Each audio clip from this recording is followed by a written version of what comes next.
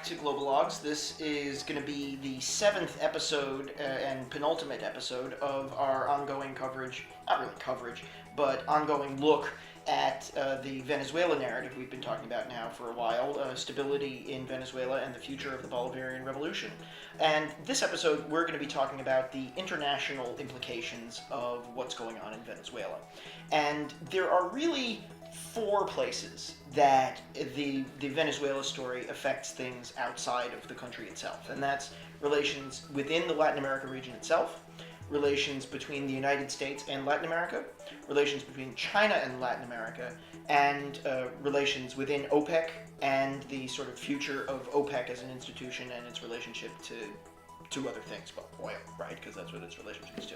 Venezuela is one of the most prominent, internationally prominent countries in Latin America, and has been so, again, largely, in fact, pretty much exclusively because of its oil, which is why we covered oil in episode 2.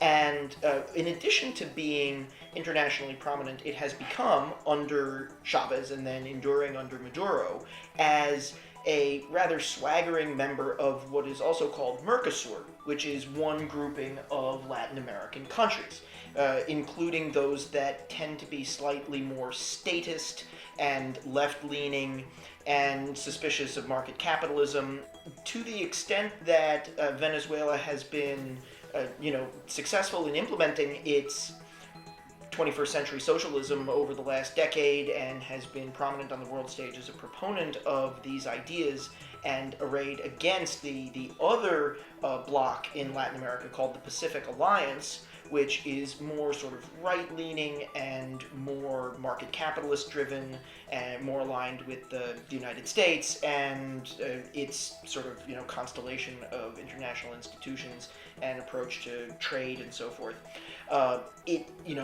Venezuela as a prominent member of the other institution keeps that sort of, it's not really a balance really, because they're not fighting in any way, but they're sort of ideological opponents. And with Venezuela firmly in the Mercosur camp and strong and successful, that lineup, that matchup is kind of a little bit more even. If Venezuela starts to really continue off this economic cliff that it's already on and continues the deterioration of its democratic and political institutions the way it's being accused of doing, then the balance between those two groups within Latin America changes a great deal. Second, with China's relations with Latin America, Venezuela remains a critical component. A lot has been written over the last decade, I think rightly so, about increasing Chinese involvement in Latin America. But what this often glosses over is that that's really very increased Chinese involvement in Venezuela and sort of limited involvement in other countries in Latin America as well. Its relations with most other countries are really just resource purchases, as we mentioned, Chile and copper and Brazil and everything. But with Venezuela, in addition to buying oil, it has also extended a lot of loans and a lot of infrastructure guarantees. Venezuela stands far and above any other country in Latin America as a recipient of Chinese loans and aid. And again, to the extent that that Venezuela's internal political economy is aligned such that it seeks out this funding and uses this funding, and that this funding is seen as successful, it stands as a model for the region. And to the extent that it is not successful, the region reconsiders whether or not it's worth doing. It's the major experiment.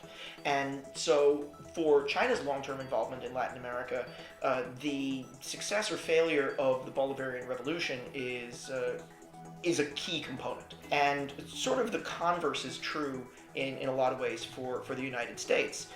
As we talked about in episodes 1 and 3, Venezuela used to be a staunch ally of the United States in pretty much everything and just followed Washington's lead in international affairs.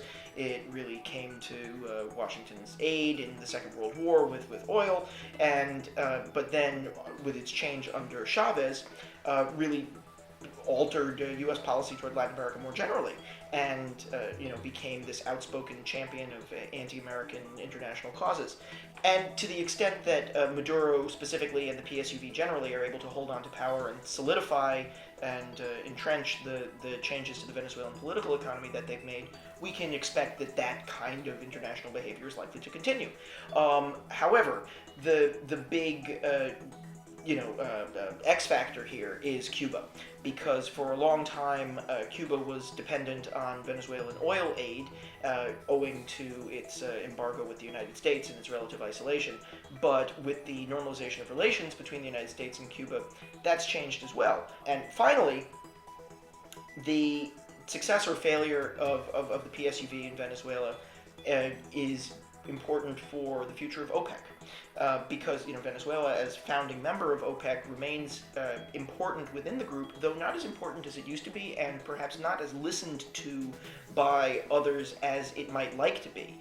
As we talked about earlier, Venezuela has a much higher cost of production of oil than key Middle Eastern members, Saudi Arabia especially, and its interest in altering the production levels are very different from those of the kingdom and the other sheikdoms in the Gulf. And it's no secret that OPEC is experiencing some internal strains owing to the international change in oil price, and other members than Venezuela are becoming unhappy with the price where it is and might try alternate methods to deal with it. I mean, no one's really talking about OPEC breaking up, but to the extent that Venezuela is left with fewer choices as a consequence of the success or failure of its political experiments, it will change their behavior when faced with choices in OPEC. And that is something that will play out over probably the next 5 to 10 years. So, and OPEC, of course, will affect everybody, because oil still affects everybody. We might be in the last phase of oil usage, the end of oil, but that end is going to be 20 to 30 years at least. So it remains important. And so that's why some political decisions that you might not necessarily have known about in Caracas could affect the price of oil that you'll be experiencing in another 5 years. So that was our roundup of the international implications of the ongoing story in Venezuela. Next episode, we will wrap it all up and conclude. And so we'll see you all then. Bye-bye.